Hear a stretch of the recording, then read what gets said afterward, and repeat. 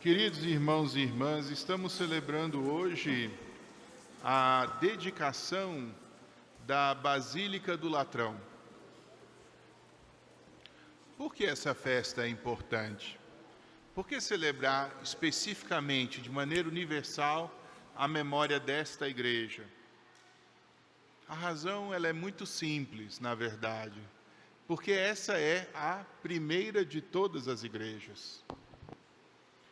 Imaginem que durante os 3 primeiros séculos, a igreja não podia existir como instituição.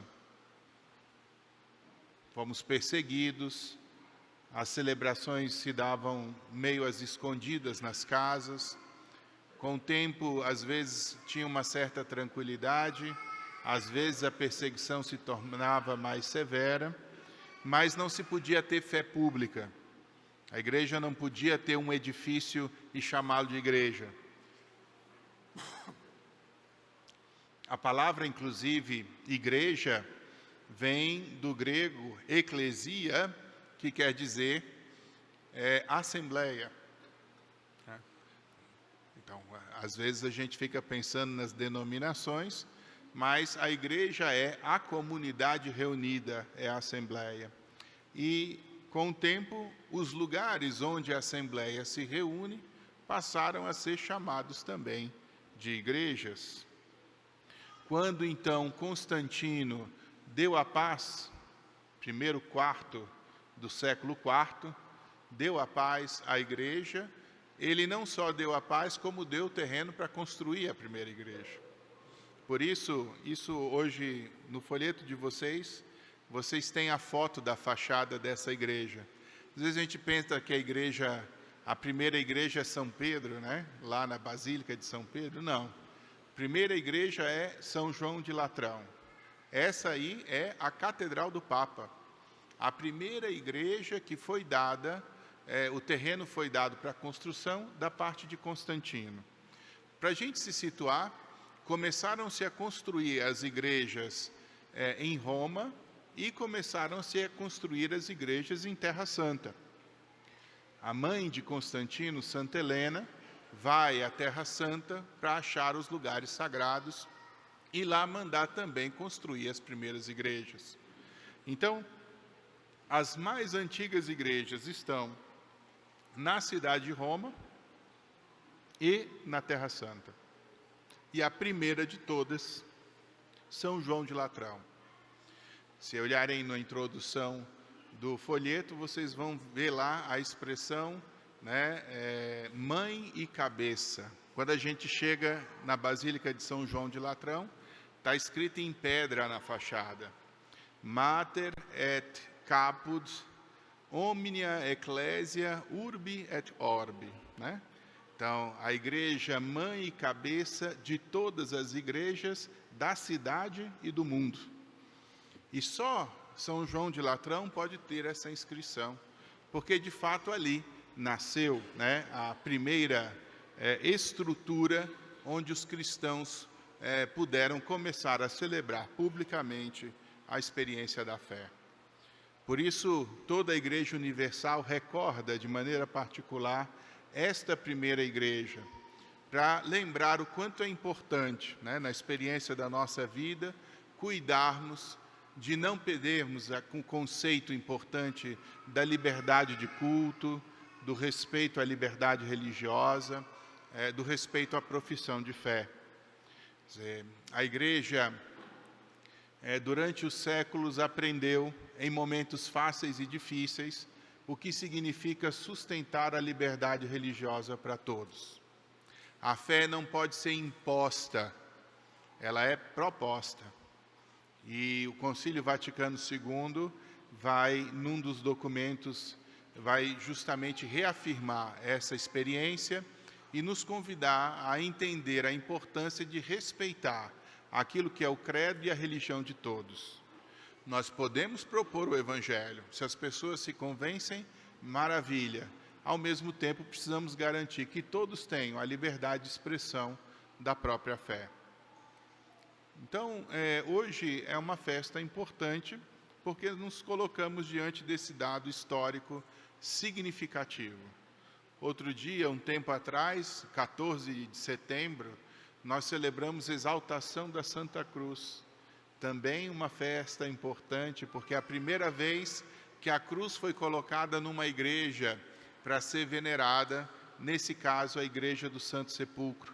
Santa Helena expõe a cruz de Cristo para veneração e desde então se celebra a festa da exaltação da Santa Cruz, memórias de eventos importantes que também demonstram o valor, né, que nós devemos ter aos espaços eclesiais, aos espaços sagrados. Mas existe uma coisa interessante a se perceber e entender também da liturgia da palavra. Hoje nós estamos lendo a profecia de Ezequiel. E a profecia de Ezequiel fala de uma água que sai do lado do templo e que desce até o Mar Morto. Quem conhece um pouquinho geografia da Terra Santa, Jerusalém está mais ou menos na mesma altura que está aqui o Distrito Federal. 1.200 metros, 1.000 metros ali, tem o Cota 1000, né? Ali no lago. O Cota 1000 chama assim porque ali estamos a 1.000 metros do nível do mar. Jerusalém está mais ou menos isso, acima do mar, 1.200 metros acima do mar. E o Mar Morto está mais de 300 metros abaixo do nível do mar. E essa profecia utiliza da geografia, o profeta Ezequiel utiliza da geografia da Terra Santa para explicar o que acontece. Essa água que sai do lado do templo une-se às águas do Jordão, que desembocam no Mar Morto. E qual é a profecia de Ezequiel? Essa água vai tornar vivente aquele que está morto. Essa água viva vai tornar vivo o Mar Morto. E por que Ezequiel faz essa profecia? Não é talvez uma referência direta ao Mar Morto que vai se tornar um mar vivente, mas é sobretudo uma antevisão daquilo que acontece na experiência da cruz e que vai se tornar a salvação para todos os homens. Todos aqueles que estavam mortos por causa do pecado, do sangue de Cristo e da água de Cristo que saem do seu lado, do seu interior, serão redimidos e lavados, e por conta disso restabelecerão a vida. O único perfeitamente vivente, que é o Cristo, vai, através do seu sangue e da água que sai do seu lado do sacrifício, tornar viventes todos aqueles que se aproximarem dele. Por isso, essa visão de Ezequiel mostra que a água que sai do lado de Cristo vai tornando viva toda a experiência daqueles que se aproximam desta água, daqueles que se colocam em proximidade dessa fonte viva. As plantas que se fixam ao lado desse rio vivente se tornam então nutridas pela experiência da graça e da plenitude que vem dele. Mostrar justamente que do altar que nós realizamos Eucaristia, sai essa água viva através do sacrifício do corpo e do sangue do Senhor.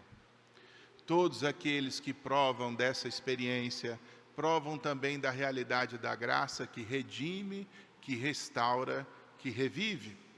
Por isso é um mistério, né, que Ezequiel tem uma antevisão, mas que nós provamos no contexto da graça.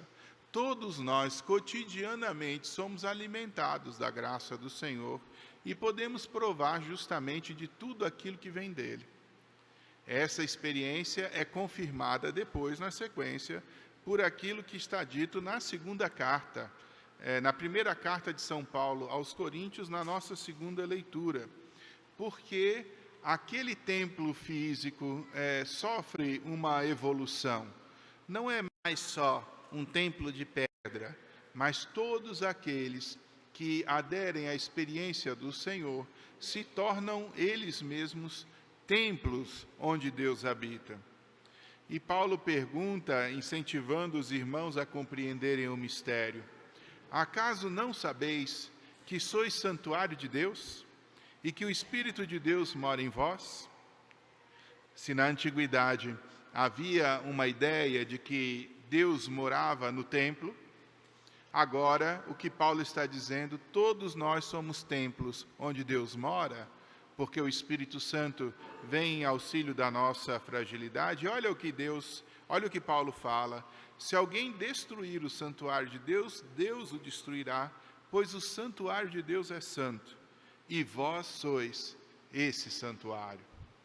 Quando olhamos então a experiência do que a segunda leitura nos diz, compreendemos que, da experiência da primeira leitura, onde Ezequiel vê essa fonte que sai do templo e que jorra dando vida a todos aqueles que estão à sua volta, essa vida é confirmada na igreja, onde todos os fiéis se tornam, pela própria condição do batismo, templos onde Deus habita. E essa experiência da graça manifesta de maneira direta a salvação.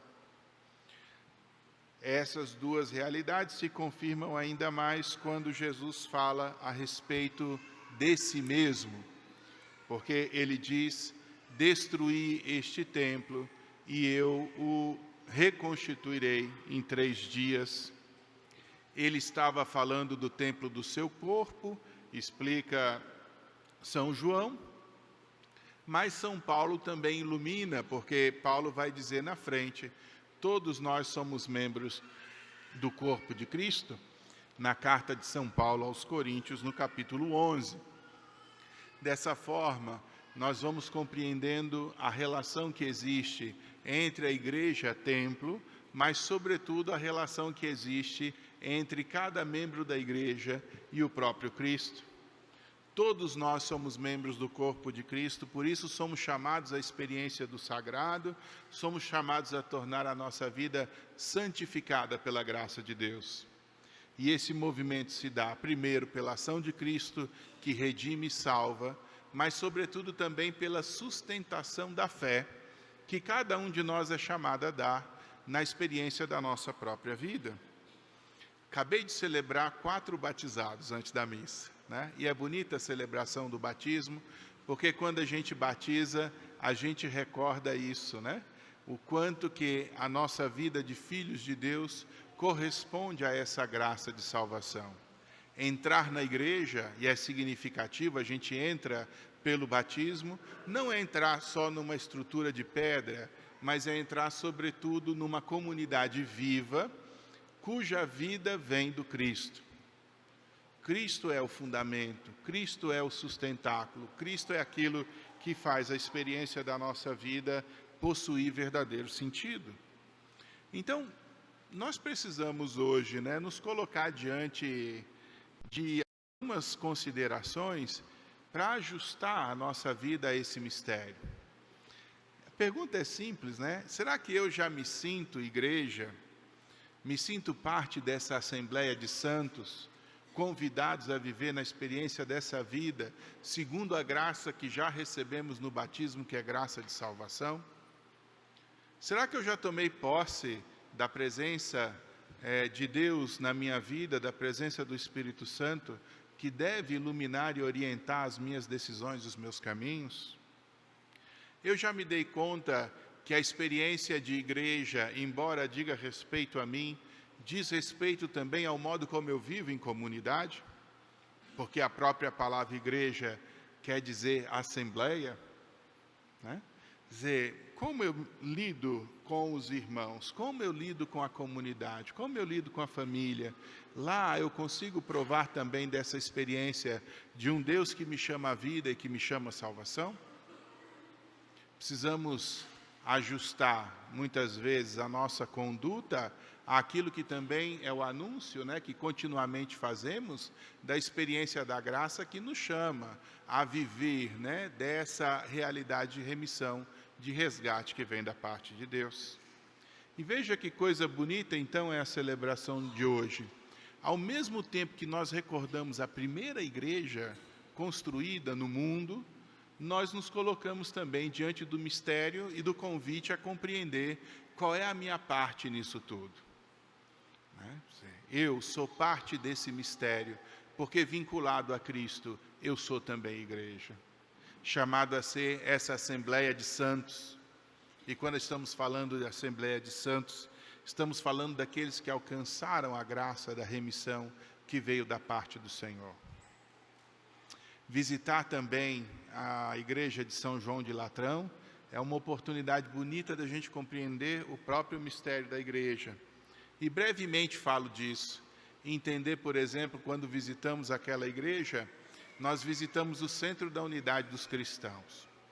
No altar embaixo do altar da igreja de São João de Latrão, está enterrado o Papa Martinho V. Sabem quem é o Martinho V? É interessante ver que é o Papa da reunificação do papado, porque durante quase um século havia um cisma, vamos dizer assim, na igreja, e haviam papas e antipapas. Então, a igreja escolhia um papa e outras pessoas escolhiam a seu critério outro papa e chamavam os dois de papa. E aí havia uma confusão grande, até que, reunidos na igreja de São João de Latrão, são depostos os dois papas vigentes e é eleito um papa novo. Que papa é esse? O Papa Martinho V.